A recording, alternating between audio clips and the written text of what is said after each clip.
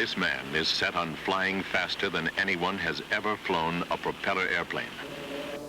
He tears through the sky at the breaking point for pilot and plane, reaching for the high ground. He has to topple a legend, a record which no man has been able to break for 30 years. His name is Darrel Geenamyer.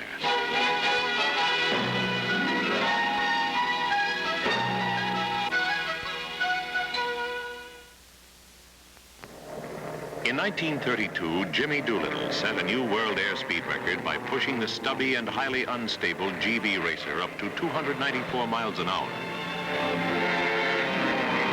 He was one of the few pilots that flew this plane and lived to tell about it.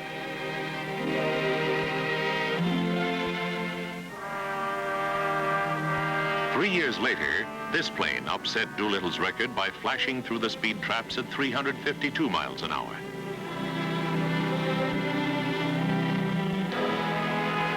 It was a radically advanced airplane for its day, almost as unique as the man who built and flew it. Howard Hughes.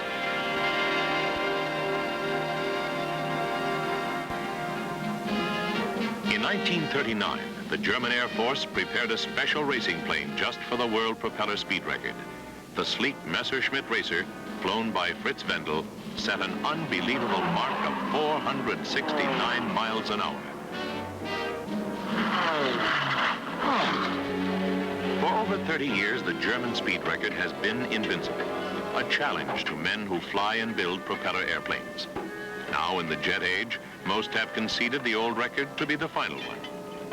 But on the hot California desert, a small group of men labor for one more charge at the windmill. Darrel Geenamyer and his crew pour sweat and muscle into rebuilding the engine burned out in last year's futile attempt. If you had to put a label on Darrel Geenamyer, it would be pilot, with a capital P. He eats, sleeps, and dreams flying. Not just any kind of flying, but the fastest, highest, lowest, and most teeth-rattling kind of flying imaginable. At work, he test flies airplanes such as the world's fastest jet aircraft, the Lockheed SR-71.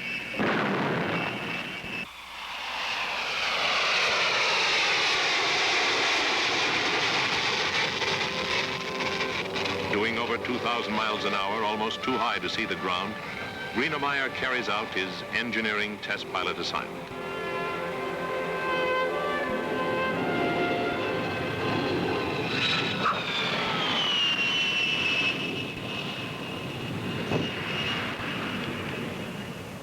Geenamyer is a quiet, unassuming guy with strangers, a man of few words with a faraway look in his eyes. Like many pro pilots, he only really opens up with those who know and share the strange fascination of flight. In this small, exclusive world, Darrel stands out as a leader, a doer.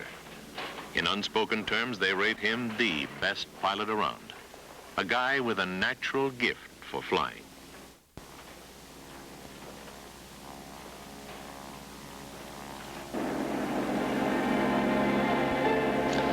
I've been flying now for about 15 years. That's how I've made my living right from the start. I've flown all kinds of aircraft, jets, transports, private planes, and ex-military fighters like this Bearcat. It's hard to describe what it is about flying that gets in your blood. You can have freedom, power, speed, and a real sense of physical and mental accomplishment all in one package if you do it well. Of course, it can get hairy too, but I guess good things don't come easy. Darrel Geenamyer is 32 years old. A bachelor, he lives alone in a house cluttered with airplane parts, engines, and various mechanical odds and ends. He plays several musical instruments, likes to ski, drive fast automobiles, and has even taken a fling at drag racing. He enjoys pizza and beer, but doesn't smoke. A fairly ordinary guy, except when he climbs into an airplane. This is his personal proving ground, a restless place. Flying at over 3 times the speed of sound would be enough for most any man. But Geenamyer isn't satisfied with flying the fastest jet. He's decided he's going to fly the world's fastest propeller airplane as well. As many have discovered, this is easier said than done. especially under the strict conditions necessary to certify the record. Neither industry nor military are interested in the propeller record today, so Darrel and a handful of friends must do it alone. They work long, hard hours on the machine Darrel hopes to coax up to 500 miles an hour. A lot to ask of an airplane that was at its prime when Geenamyer was only 8 years old. The Navy Bearcat seemed to be all propeller and engine.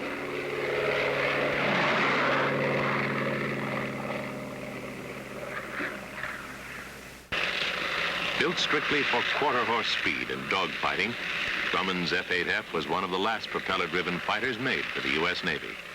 Succeeding the famous Wildcat and Hellcat fighters, its mission was interception of Japanese suicide aircraft.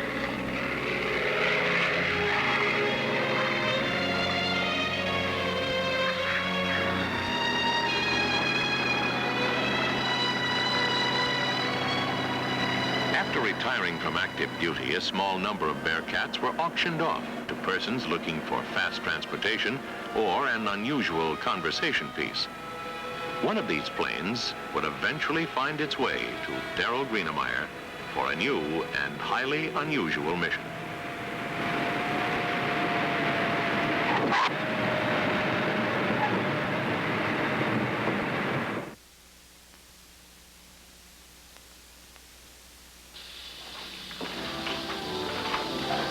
As an interceptor, the Bearcat excelled. But now, only one thing is important: flat-out speed. This means stripping all non-essentials, then taking the basic airplane and adding, smoothing, and refining every piece and part.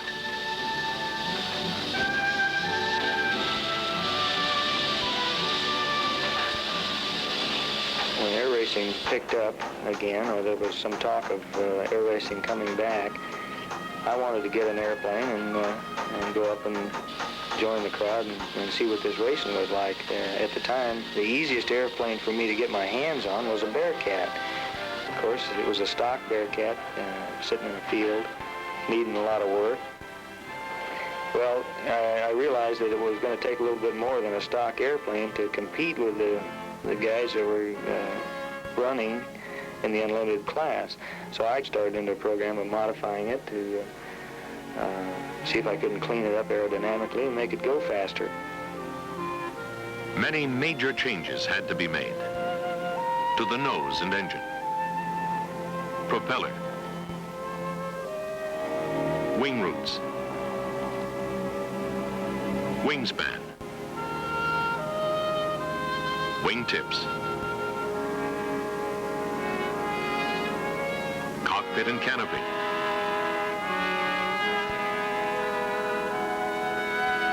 and tail.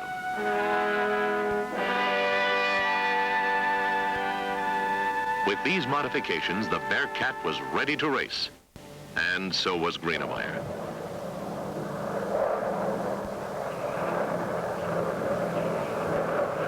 Every September, the clear desert sky near Reno, Nevada, is filled with the roar of powerful racing engines.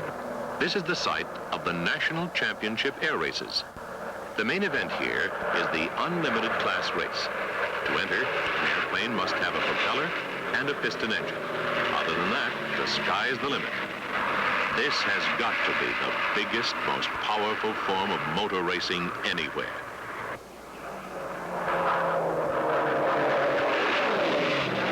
When the pace plane pulls up, the race is on.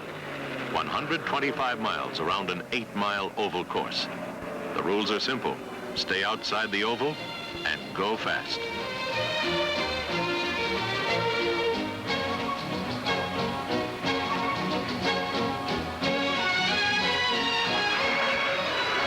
It gets a little hectic, especially on the start, because you've got 6 or 7 airplanes line abreast, and you're all coming across the starting line, and that first pylon, everyone's looking at, and they're looking out of the side of their eyes at everyone else, and you're all going to converge on that first pylon, and something's got to give.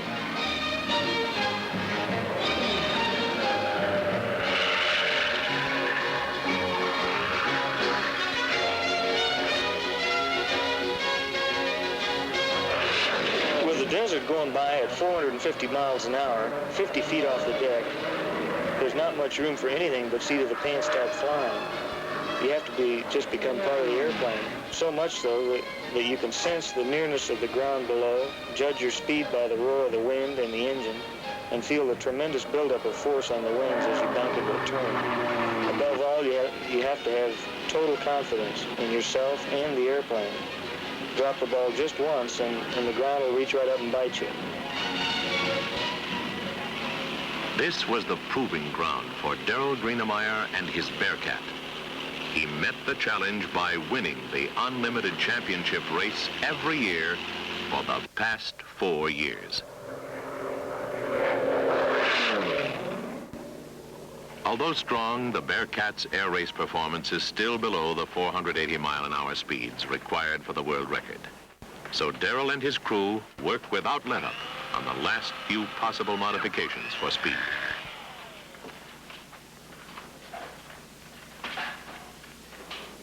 Finally, with darkness setting in and the record attempt only 18 hours away, the last screw is tightened and the Bearcat pushed out for a test flight.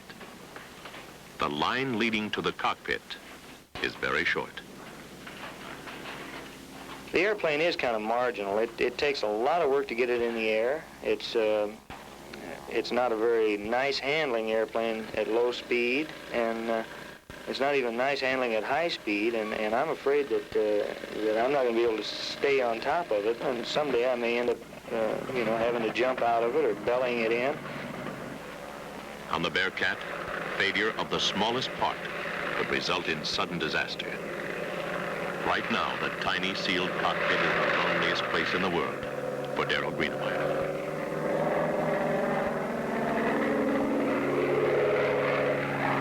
The takeoff appears normal, but then something goes wrong. Aircraft clear for immediate landing on any available runway. All other aircraft maintain altitude. With the engine throttled all the way back at a dangerously low altitude, Geenamyer strains every inch of glide from the stubby wings in an effort to reach the runway.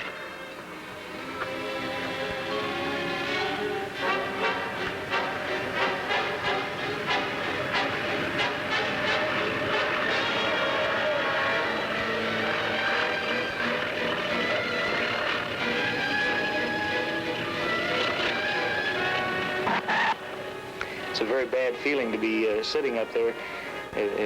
You kind of have your heart in your throat, and you expect the engine to seize at any time.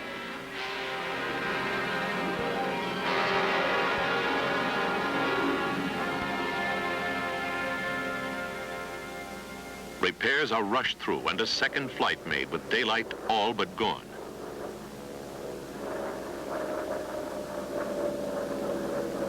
Time runs out before a full test can be made, but the brief flight has revealed something unusual.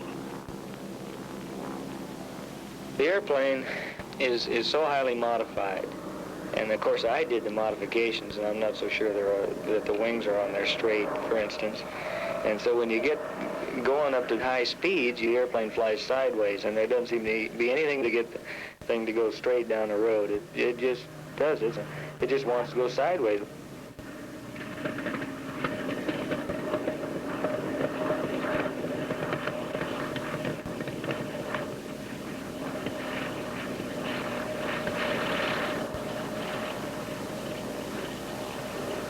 At this point, no one knows what will happen tomorrow when the Bearcat is pushed to its speed limit. But one thing is certain. Geenamyer has locked his sights on the speed record, and he'll fly forward, sideways, or upside down to break it.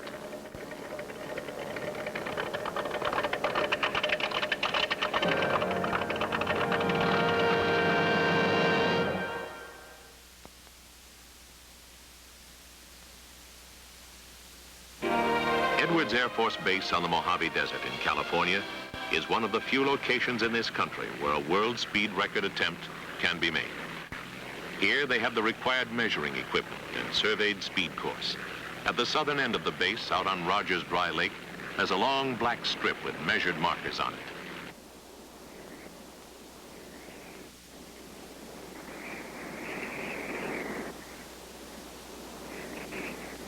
These markers are exactly 1 kilometer apart.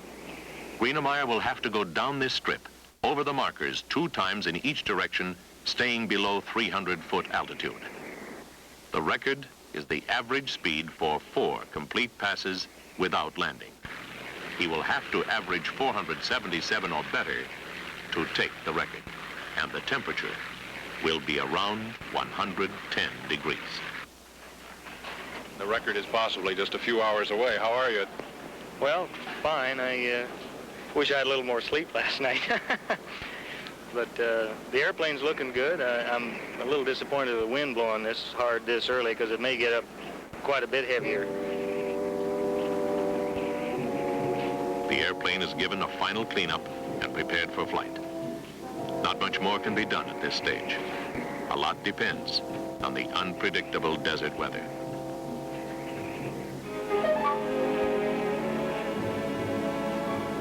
We picked the hottest time of the year. Well, the problem with this is you start running around the desert at 100 feet off the ground.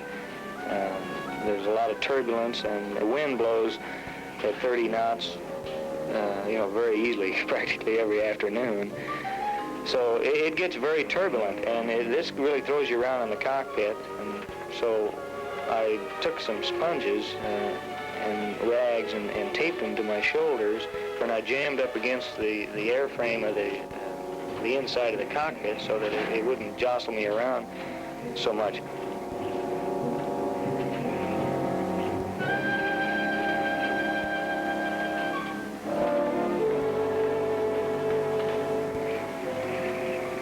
With the airplane ready and takeoff only minutes away, calculations are reviewed for the last time.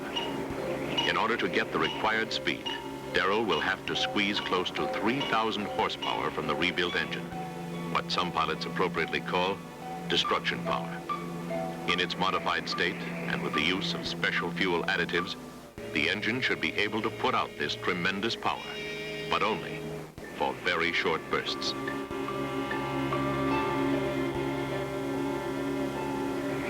Well, the year before that I tried to break this record, I blew up an engine. Of course, I think about all kinds of things, like if the engine seizes, it's probably going to yank itself out of the engine mount, and of course this gives you a bad CG problem where the airplane flutters down like a leaf, and you think about all these things, but and the biggest problem is the only incentive to push that and torture that airplane is that little tiny piece of paper that says the speed through the course was such and so. There's no one alongside of you, no one pushing you. It's kind of like you're competing with yourself more than anything.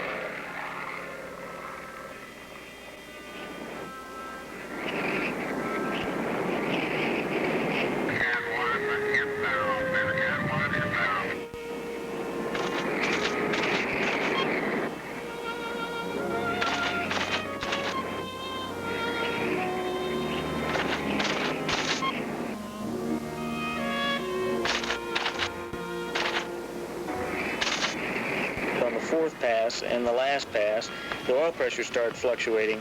I wasn't sure what the problem was, so I just pulled the power off and glided through the course. It's hot. It's so hot I couldn't believe it. I was burning my hand. In fact, I got a blister on my finger from holding onto the control stick. And it's a lot hotter than it was last year. Maybe the stack mod that we did moved the exhaust in closer, and it's hotter than a pistol. We made a stack modification to the exhaust pipes to try and get the flame laying along the fuselage rather than sticking out across the wing. And what it amounted to was it burned all the paint off the side of the airplane, and the cockpit got real hot. There was an exhaust leak coming out of one of the stacks, and the exhaust was coming down the top of the fuselage into the cockpit and right in on my hand.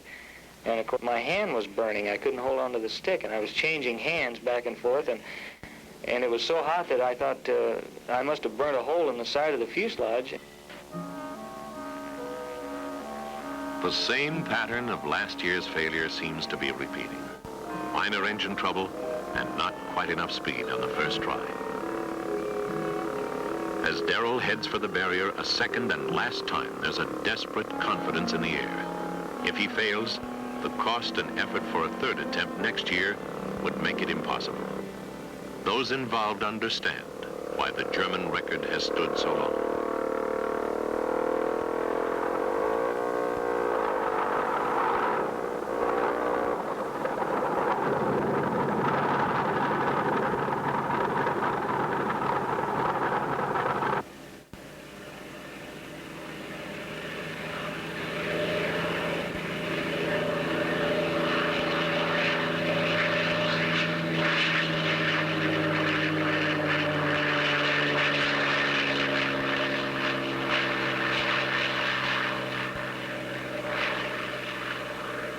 On the lake bed, the strong wind is like the breath of a furnace. Protected from the baking heat, the precision timing cameras stand ready to record Geenamyer's last try. West Darrel, Bearcat 1 in sight.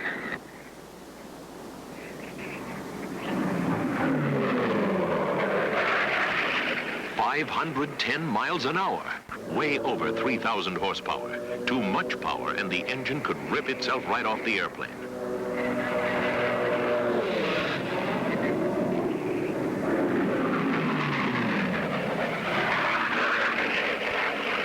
459 miles an hour. Now the wind's against him, but that's not all. Power is dropping and oil temperature's going into the red. The hot engine may start to detonate at any minute. He's got to keep the speed up to come out with a 477 or better average.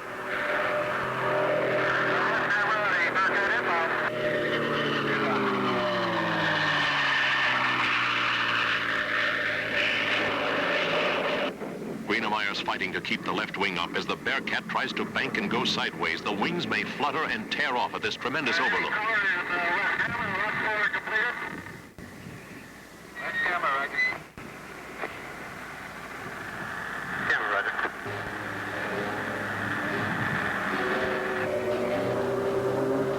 508 miles an hour. Cylinder and oil temperature both in the red now. The exhaust stacks are running white hot, turning the cockpit into an oven. Geenamyer's flying between the hammers and a hard place. One man sealed into 4 tons of screaming metal. This is where the test pilot comes out. Clear head and steady hand, reflex and instinct. One more pass, just one more time.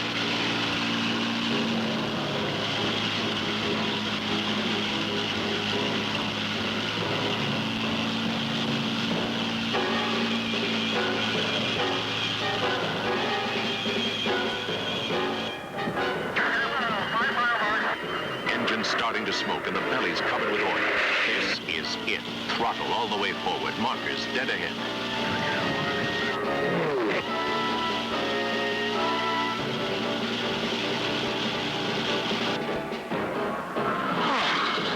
He's got it. 454. Average speed, 483 miles an hour.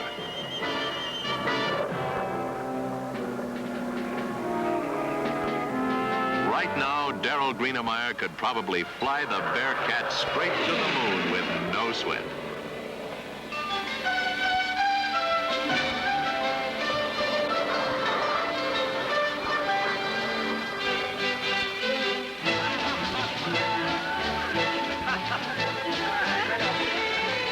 Those who knew better said it was practically impossible. One man, a few friends, and a war surplus airplane had no chance of breaking a record of this stature. Darrel Geenamyer thought otherwise, and a few minutes ago, he proved his point the hard way.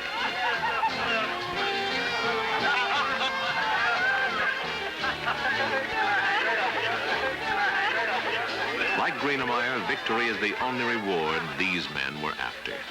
They've helped to do something they measure as great, and that's what's important. As the fastest propeller airplane in the world, the Bearcat will probably go to a museum. As for Darrel Geenamyer, his eye is on the horizon for the next challenge.